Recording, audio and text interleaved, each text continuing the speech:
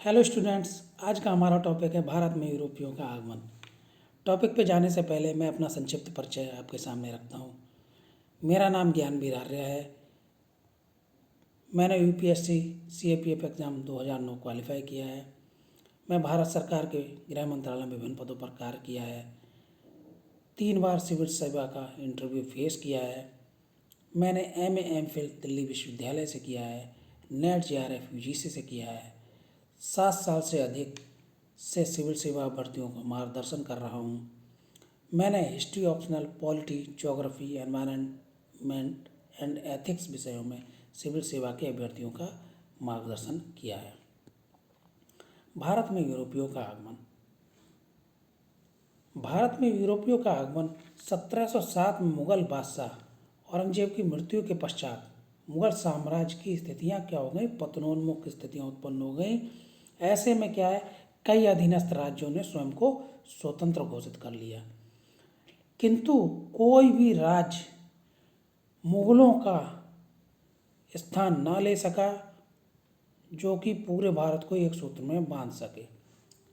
ऐसी स्थिति में क्या है, क्षेत्रीय राज्यों के बीच संघर्ष उत्पन्न हो गया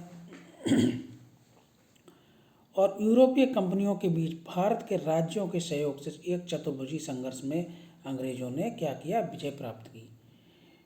ब्रिटिश ईस्ट इंडिया कंपनी ने भारतीय राज्यों को जीतकर अपने उपनिवेश की स्थापना की।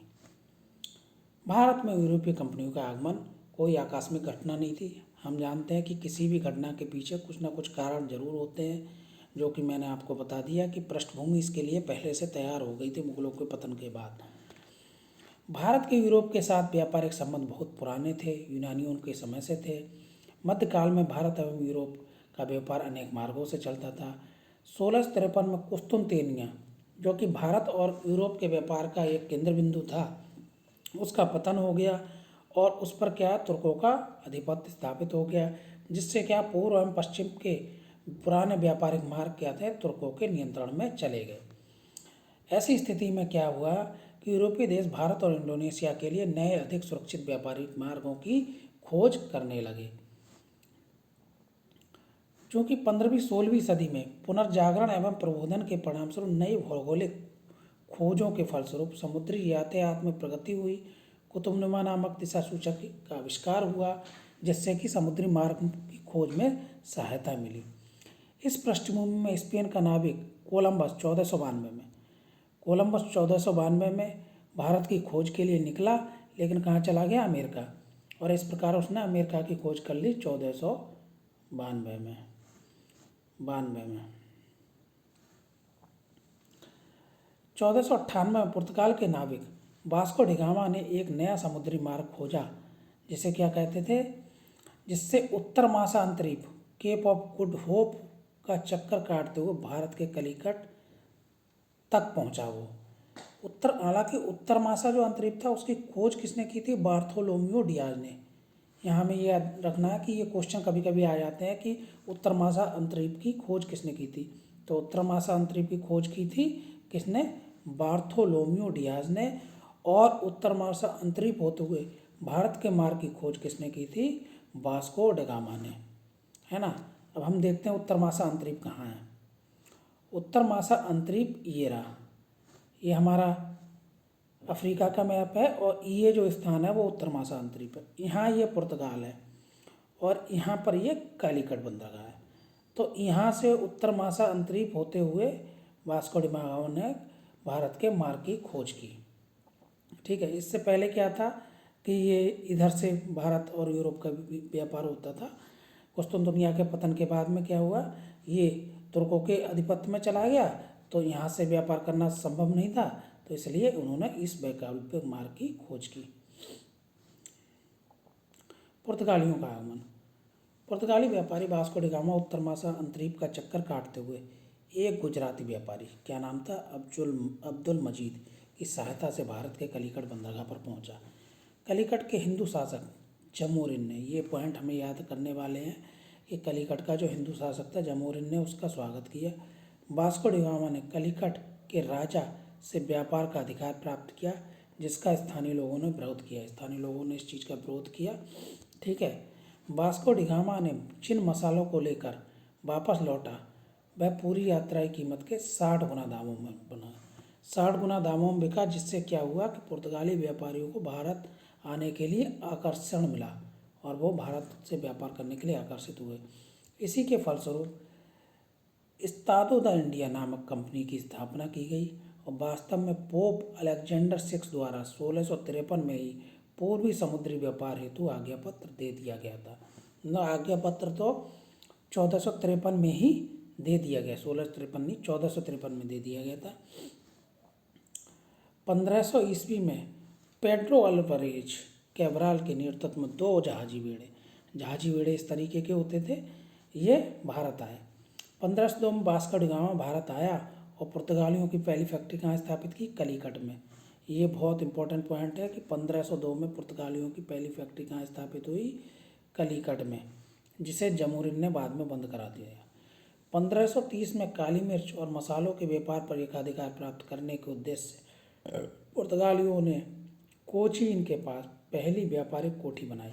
मतलब पहली फैक्ट्री कहाँ थी? कलीकट में, और पहली व्यापारिक कोठी कहाँ है? कोचीन में।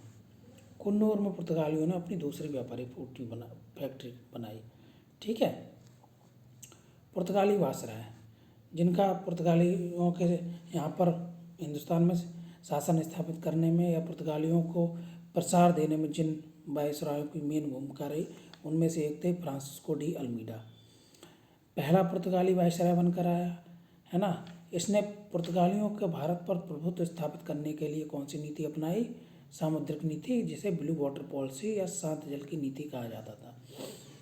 1508 में वह चौल के युद्ध में गुजरात के शासक से परास्त हुआ, चौल के युद्ध में। ठीक है। लेकिन 1509 में उसने महमूद बेगड़ा और तुर्की के शासकों के समुद्री बेड़े को पराजित किया। ये दोनों बहुत इंपॉर्टेंट पॉइंट है। एक तो उसने ब्लू वाटर पॉलिसी अपनाई, शांत जल की नीति। दूसरा, उसने महमूद बेगड़ा और तुर्की के शासकों के समुद्री बेड़े को पराजित किया। बहुत इंपॉर्टेंट चीज़ है। अल्फांसो डी अल्बुकर्क 1509 से 1555 1509 से 1515। ठीक है। 1509 से 1515 दूसरा वायसराय बनकर आया और उसने अल्मीडा की ब्लू वाटर पॉलिसी को बंद करा दिया। अब यहाँ पर ये पॉइंट याद करने वाला है कि अल्मीडा की जो ब्लू वाटर पॉलिसी थी उसको किसने बंद कराया? फ्रांसिस्को डी अल्बुकर्क ने। उसका सबसे जो इम्पोर्टेंट काम था कि इसने बीजापुर के शासक यूसुफ आदिल शाह से गोवा छीन लिया और गोवा को छीनने के बाद क्या हुआ कि इन्होंने यहीं से पुर्तगाली साम्राज्य की नींव डाली। अल्बुकर्क को क्या कहा जाता है? पुर्तगालियों का वास्तविक संस्थापक, पुर्तगाली साम्राज्य का वास्तविक संस्थापक। विजयनगर के शासक कृष्णदेवराय ने पुर्तगालियों को भटकल में दुर्ग बनाने की इजाज़त दी। विजयनगर के जो शासक थे कृष्णदेवराय, बहुत इंपॉर्टेंट पॉइंट है कि विजयनगर के शासक कृष्णदेवराय ने किसको? पुर्तगालियों को कहाँ दुर्ग बनाने की इजाज़त दी? भटकल में। ये क्वेश्चन आ सकता है कि किस विजयनगर के शासक ने पुर्तगालियों को दुर्ग बनाने की अनुमति दी? अल्बुकर्क ने पुर्तगालियों को भारतीय स्त्रियों से विवाहित करने की कोशिश की, इसके लिए प्रोत्साहन भी दिया। इसका मेन कारण ये था कि यहाँ पर कुछ भरोसेमंद लोग में भरोसा दिलाना, जिससे कि पुर्तगाली साम्राज्य को बढ़ाया जा सके। नैनो डी कुन्हा क्या था? 1529 से 1538 तक पुर्तगालियों का भारत में सबसे महत्वपूर्ण वायसराय बना रहा और 1530 में जो इसने सबसे इम्पोर्टेंट काम किया वह ये था कि गोवा को पुर्तगालियों की राजधानी बनाया। गोवा को पुर्तगालियों की राजधानी किसने बनाया? बहुत इंपॉर्टेंट क्वेश्चन है। गोवा को पुर्तगाली की राजधानी बनाया नैनो डी कुन्हा ने। सैन टोमे तथा हुली में पुर्तगालियों की बस्तियां बसाईं।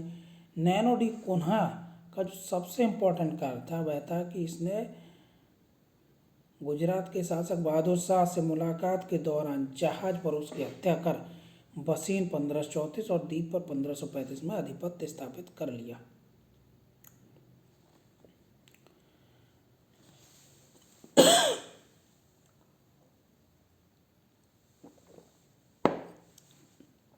पुर्तगालियों ने हिंद महासागर में होने वाले व्यापार पर एकाधिकार स्थापित कर लिया था। उन्होंने जो पद्धति लागू की थी वो थी कार्टेज पद्धति। बहुत इंपॉर्टेंट चीज़ है, इसको याद रखना है कि कार्टेज पद्धति किसने लागू की थी यूरोपीय कंपनियों में, वो थी पुर्तगालियों ने। ये क्या था, एक तरीके का लाइसेंस था। यदि कोई देश या व्यक्ति अपने जहाज को किसी एशियाई देश में भेजना चाहता था तो उसे कार्टेज लेना आवश्यक था।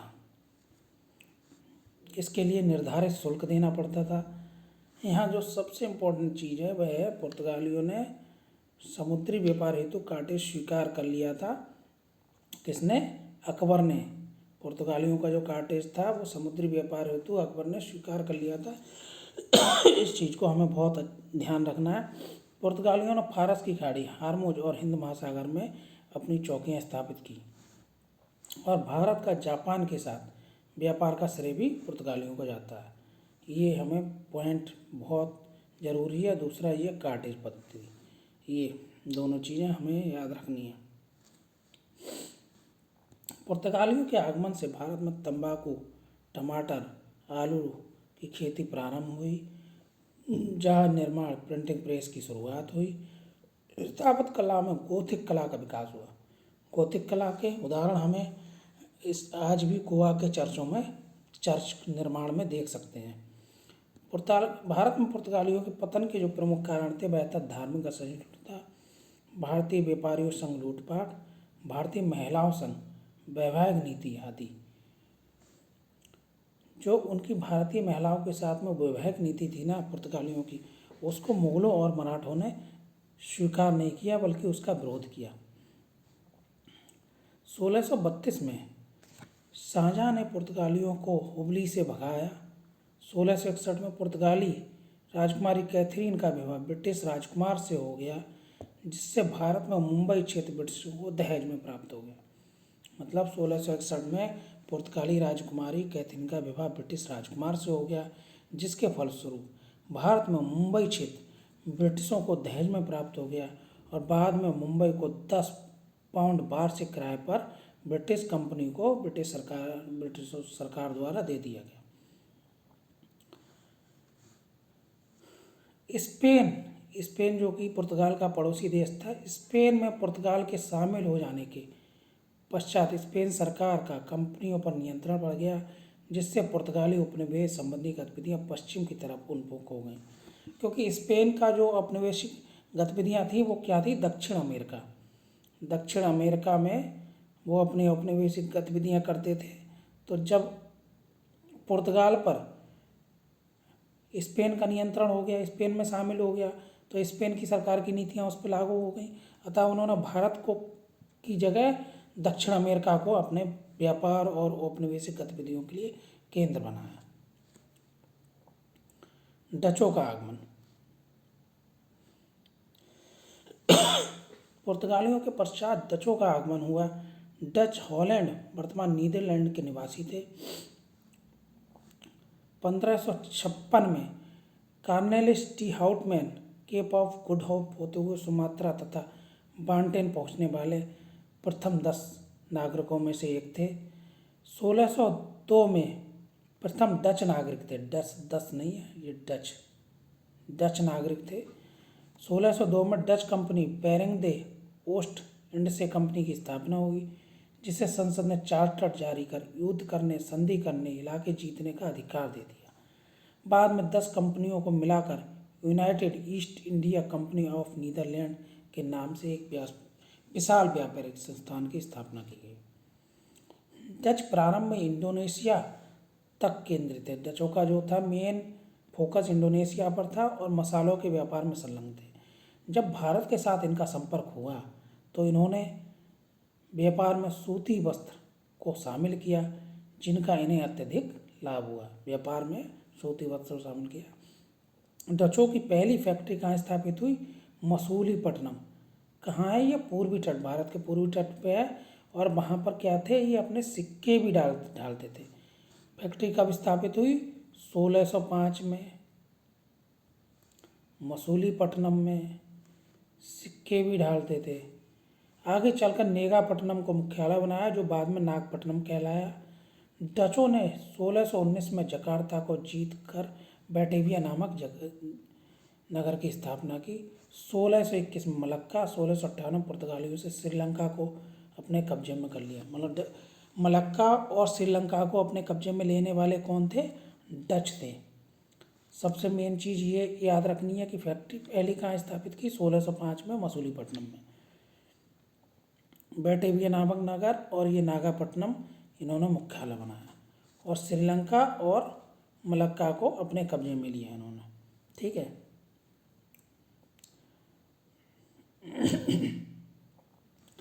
व्यापारिक स्वार्थों से प्रेरित होकर डचों ने भारत के पूर्व जो समुद्री तट है, बंगाल, बिहार, उड़ीसा में व्यापारिक कोठियाँ स्थापित की।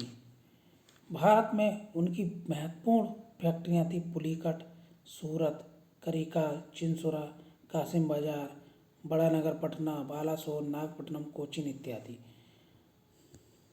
डचों की अधिकांश कोठियाँ पूर्वी तट पर स्थित थीं, क्योंकि ये इंडोनेशिया से जुड़े हुए थे। क्योंकि इंडोनेशिया भी पूर्वी तट से ज़्यादा पास पड़ता है, तो इंडोनेशिया से जुड़े हुए थे, इसलिए इन्होंने अधिकांश कोठियाँ अपनी पूर्वी तट पर स्थापित की। डचों द्वारा भारत से नील, शोरा और सूती वस्त्र का निर्यात किया जाता था। ठीक है। एक जो सबसे इम्पोर्टेंट चीज़ जो है कि भारत से सूती वस्त्र को निर्यात करने की वस्तु बनाने का श्रेय किसको जाता है? डचों को। डचों की व्यापारिक व्यवस्था का उल्लेख 1722 के दस्तावेजों में मिलता है। ये कार्टेल पद्धति पर आधारित थे। मतलब पुर्तगालों को कहते थे कार्टेज पद्धति, इनकी थी कार्टेल। डच कंपनी का नियंत्रण सीधे सरकार के हाथ में था। वह अपनी इच्छा के अनुसार विस्तार नहीं कर सकती थी। अंग्रेजों की तुलना में डचों की नौसैनिक शक्ति कमजोर थी। दक्षिण पूर्व एशिया के द्वीपों पर अधिक ध्यान केंद्रित करने के कारण कालांतर में डच भारत में अंग्रेजों और फ्रांसीसियों के साथ निर्णायक प्रतिस्पर्धा नहीं कर पाए, क्योंकि उनका फोकस क्या था? दक्षिण पूर्व एशिया पर। डचों का अंतिम रूप से पतन 1759 में अंग्रेजों के मध्य बेदारा के युद्ध में हो गया। ये सबसे इम्पोर्टेंट पॉइंट है। डचों के बीच और अंग्रेजों के बीच बेदारा का युद्ध हुआ 1759 में, और जिसमें डचों का पतन हो गया। ठीक है। ब्रिटिश ईस्ट इंडिया कंपनी का आगमन 1599 में मर्चेंट एडवेंचरस नाम के विख्यात कुछ व्यापारियों ने पूर्व से व्यापार करने के उद्देश्य से governor and company of merchant of London trading to the East Indies नामक कंपनी की स्थापना की। कालांतर में इस कंपनी का संक्षिप्त नाम ईस्ट इंडिया कंपनी कर दिया गया। 31 दिसंबर 1600 को महारानी एलिजाबेथ प्रथम ने एक रॉयल चार्टर जारी कर इस कंपनी को प्रारंभ में 15 वर्षों के लिए पूर्वी देशों से व्यापार करने का अधिकार प्रदान किया। प्रारंभ में कितने? 15 वर्षों के लिए। किंतु आगे चलकर 1609 में ब्रिटिश सम्राट जेम्स प्रथम ने कंपनी को अनिश्चित काल के लिए व्यापारिक अधिकार प्रदान कर दिए। 1608 में ईस्ट इंडिया कंपनी ने भारत के पश्चिमी तट सूरत में फैक्ट्री खोलने का निश्चय किया। मतलब अंग्रेजों ने अपनी सबसे पहली फैक्ट्री कहाँ स्थापित करने का निश्चय किया? सूरत में। कैप्टन हॉकिंस को जहांगीर के दरबार में शाही आज्ञा के लिए भेजा। परिणाम स्वरूप एक शाही फरमान के द्वारा सूरत में फैक्ट्री खोलने की इजाज़त मिल गई। मतलब सर कैप्टन हॉकिंस गए थे जहांगीर के दरबार में और उन्हें सूरत में फैक्ट्री खोलने की इजाज़त मिल गई। हॉकिंस फारसी भाषा का अच्छा जानकार था। वह हेक्टर नामक ब्रिटिश व्यापारिक जहाज का कप्तान था।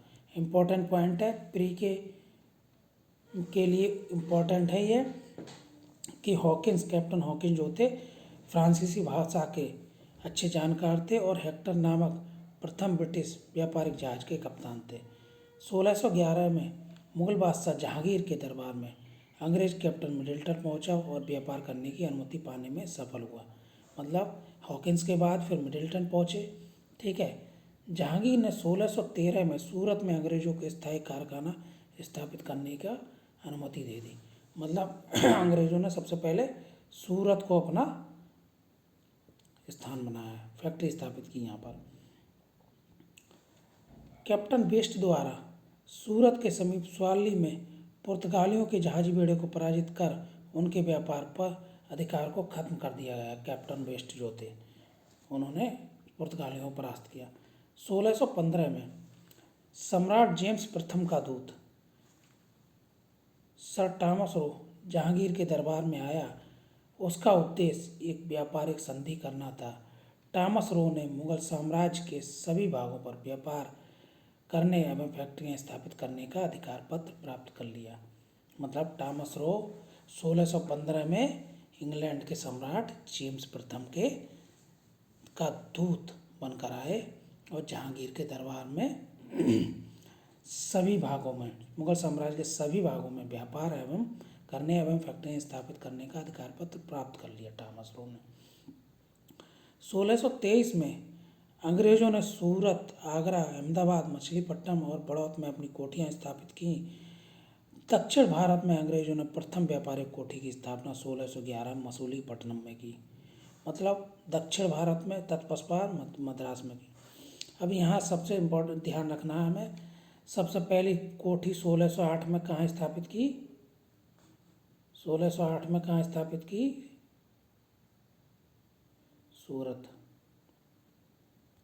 सूरत में। ठीक है। इसके बाद में दक्षिण भारत में मछलीपट्टनम और तत्पश्चात मद्रास, और इसके बाद इस तरीके से इन्होंने कोठियाँ स्थापित की।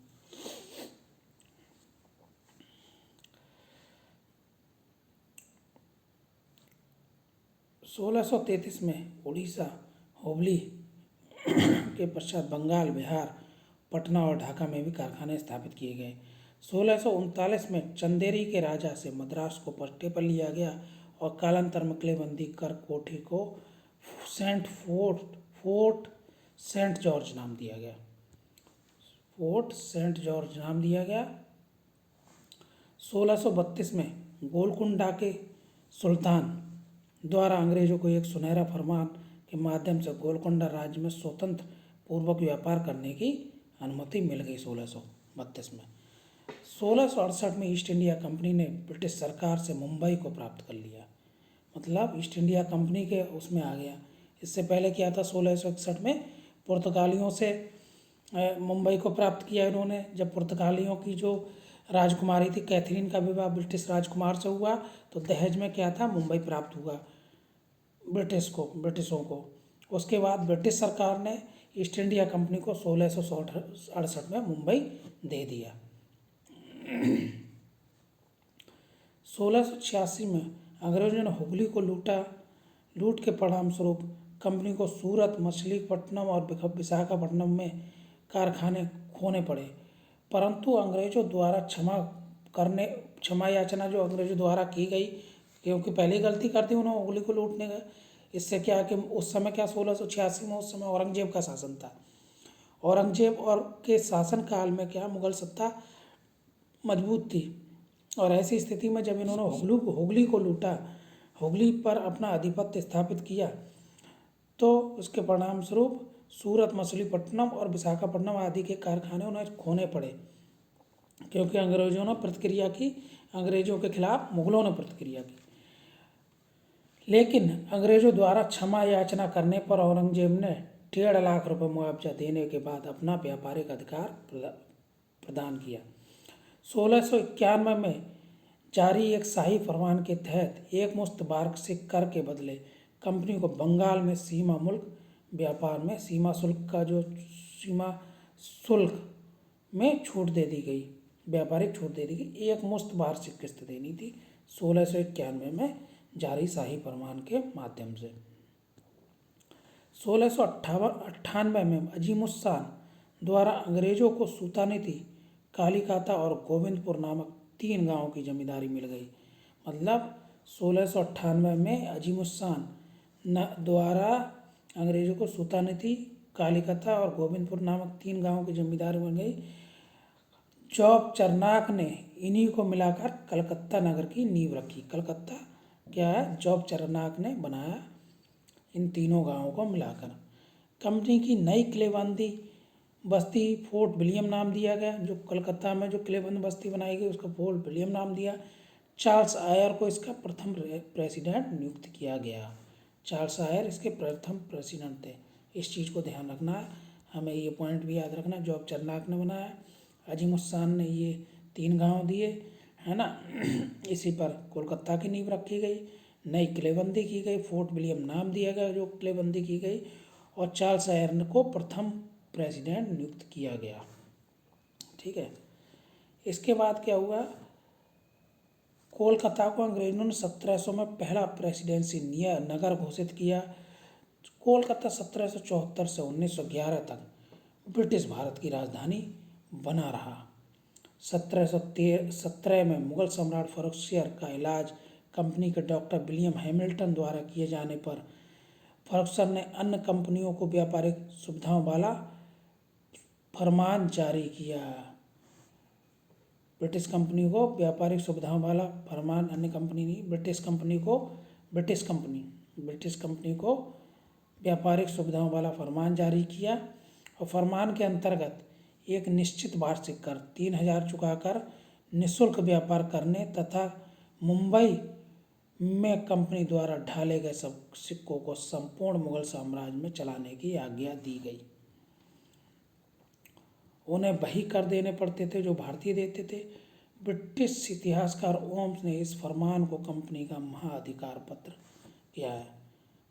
ठीक है, यहाँ पर फर्रुखसियर ने ब्रिटिश कंपनी को व्यापारिक सुविधाओं वाला शाही फरमान जारी किया।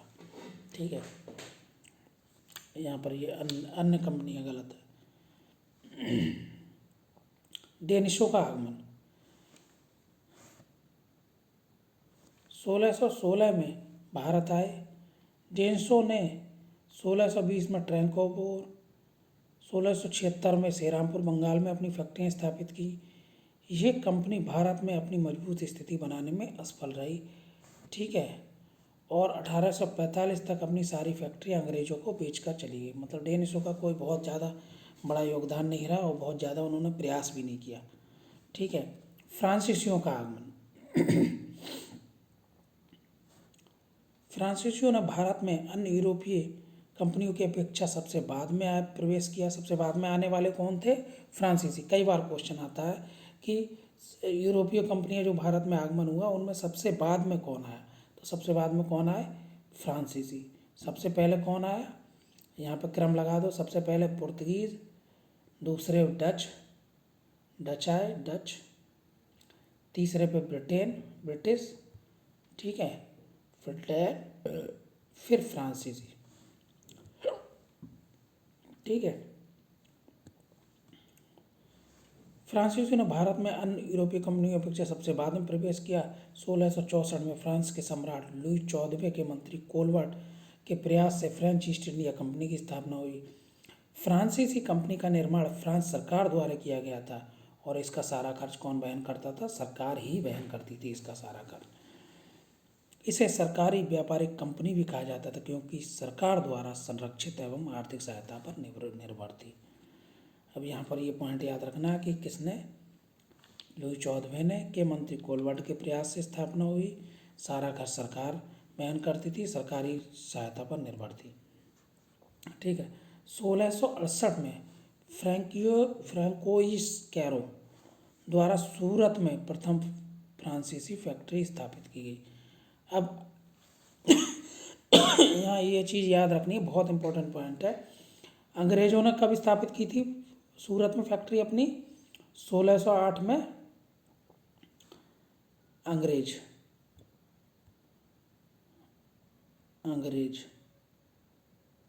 ठीक है, और 1668 में कौन आ गए? फ्रांसीसी।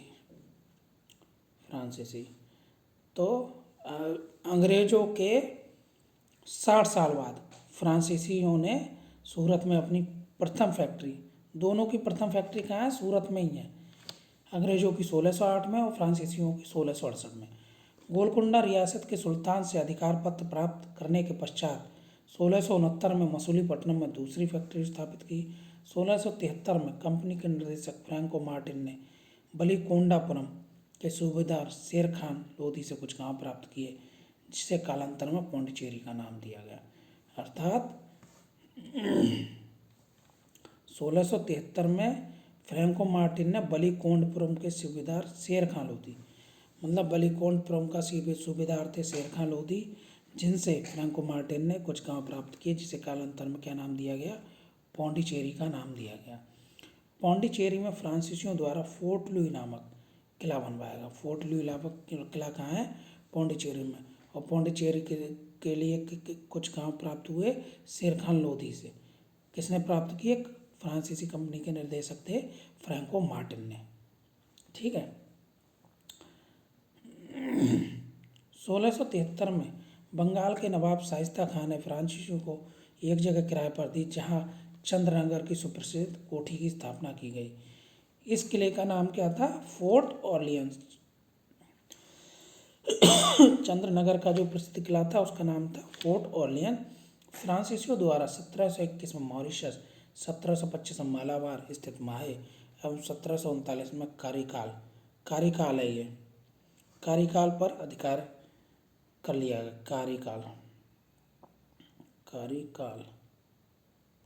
कारीकाल पर अधिकार स्थापित कर लिया गया। ठीक है। 1742 के पश्चात व्यापारिक लाभ कमाने के साथ साथ फ्रांसीसियों की महत्वाकांक्षा भी जागृत हो गई। फ्रांसीसी गवर्नर डुप्ले को भारतीय राज्यों में हस्तक्षेप और फ्रांसीसी शक्ति का विस्तार के परिणाम स्वरूप अंग्रेजों और फ्रांसीसियों के बीच क्या हो गई? टकराव की स्थिति। फ्रांस का जो मेन गवर्नर था, जिसने डुप्ले ने फ्रांस की शक्ति को विस्तार करने की कोशिश की, जिससे क्या हुआ? टकराव की स्थिति उत्पन्न हो गई उनकी अंग्रेजों के साथ, और जिसके परिणाम स्वरूप 3 युद्ध हुए, जिन्हें कर्नाटक युद्ध कहा जाता है। कर्नाटक युद्ध क्या थे? निर्णायक युद्ध थे अंग्रेजों और फ्रांसीसी प्रभुत्व के बीच कि भारत पर अपना प्रभुत्व किसका स्थापित हुआ। इस युद्ध में क्या हुआ? अंततः अंग्रेजों की विजय हुई और अंग्रेजों ने भारत को क्या हुआ? अपना उपनिवेश स्थापित किया भारत में। यूरोपीय कंपनी, व्यापारिक कंपनी से संबंधित व्यक्ति। वास्को डिगामा भारत आने वाला प्रथम पुर्तगाली यात्री था। कैब्राल भारत आने वाला द्वितीय पुर्तगाली यात्री था। और फ्रांसिस्को डी अल्मीडा भारत आने वाला प्रथम पुर्तगाली वाइसराय था। ये सारा पॉइंट प्री के हिसाब से, प्री के पॉइंट ऑफ व्यू से बहुत इंपॉर्टेंट है। कैप्टन हॉकिंस प्रथम अंग्रेज राजदूत था, जिसने सम्राट जहांगीर से भेंट की। गेराल्ड ओंगियर ने क्या किया? मुंबई का संस्थापक था। जॉब चरनाक ने कलकत्ता की स्थापना की, कलकत्ता का संस्थापक था। यहाँ हम देखते हैं कि जैसे ही अंग्रेजों ने ये अपना कर्नाटक युद्ध के बाद में अपनी सत्ता की स्थापना की और भारत को अपना उपनिवेश बनाया, इस क्रम का जो घटनाक्रम है, या कर्नाटक युद्धों का वर्णन, या अंग्रेजों और फ्रांसीसी प्रतिस्पर्धा, इस सब चीज़ों को हम विस्तार से अगले अध्याय में पढ़ेंगे, है ना। और यहाँ पर तो हमारा मेन ये है कि यूरोपियों का भारत में जो आगमन हुआ उसके संदर्भ में हम इस चैप्टर को पढ़ रहे हैं, है ना। प्रमुख व्यक्तियों में चार्ल्स आयर ने क्या किया? फोर्ट विलियम कलकत्ता का प्रथम प्रेसिडेंट था ये। फ्रैंको मार्टिन पौंडीचेरी का प्रथम फ्रांसीसी गवर्नर था। फ्रांसिस डे, मद्रास का फ्रांसिस डे है ये, का संस्थापक था। और यहाँ ये था जॉन सरमन था, मुगल सम्राट फर्रुखसियर से विशेष सुविधा प्राप्त करने के वाले शिष्टमंडल का मुखिया था। फ्रैंकोइस गैरो भारत में प्रथम फ्रांसीसी फैक्ट्री की सूरत में स्थापना की थी। ठीक है। इस प्रकार से हमने देखा कि भारत में किस तरीके से यूरोपियों का आगमन हुआ, है ना, और उन्होंने भारत में धीरे धीरे उनके आपस में प्रतिस्पर्धा हुई। उस प्रतिस्पर्धा में अंत में क्या हुआ? अंग्रेजों की विजय हुई और उन्होंने क्या हुआ? भारत में अपना उपनिवेश स्थापित किया। ये जॉन सुरमन है, जॉन सुरमन ने मुगल सम्राट फ़र्रुखसियर से विशेष सुविधा प्राप्त की। तो इस प्रकार से हमने इस चैप्टर को देखा और किस तरीके से अंग्रेज़ों कंपनियों का भारत में आगमन हुआ। यहाँ पर क्या कुछ क्वेश्चन आते हैं, प्री के पॉइंट ऑफ व्यू से कुछ क्वेश्चन आते हैं इस तरीके के कि वो कालक्रम पूछ लेते हैं कि कोठियों को ऑप्शन दे देंगे और एक तरफ ईयर वाइज दे देंगे कि किस ईयर में कौन सी कोठी की स्थापना की, किसने की, फ्रांस ने कहाँ करा, अंग्रेज़ों ने कहाँ किया, डचों ने कहाँ की और पुर्तगीज़ों ने कहाँ की। इस तरीके के उनका क्रम मांग लेंगे, उनका असेंडिंग ऑर्डर, डिसेंडिंग ऑर्डर इस तरीके से मांग लेते हैं ये लोग, ठीक है। इस तरीके से और किस राजा के कार्यकाल में हुआ, किस राजा के दरबार में कौन सा दूत मंडल आया, कौन सा शिष्टमंडल आया। तो इस तरीके की चीज़ें इस चैप्टर से क्वेश्चन लगातार पूछे जाते रहे। तो मुझे लगता है कि जहाँ तक मैंने इस चैप्टर में स्टूडेंटों को समझाने की जो कोशिश की है, मेरी कोशिश ज़रूर सफल हुई होगी और हम आगे भी इस तरीके की कोशिश करते रहेंगे और अभ्यर्थियों को ज़्यादा से ज़्यादा मार्गदर्शन करने का प्रयास करेंगे। आप सभी लोगों का बहुत बहुत धन्यवाद।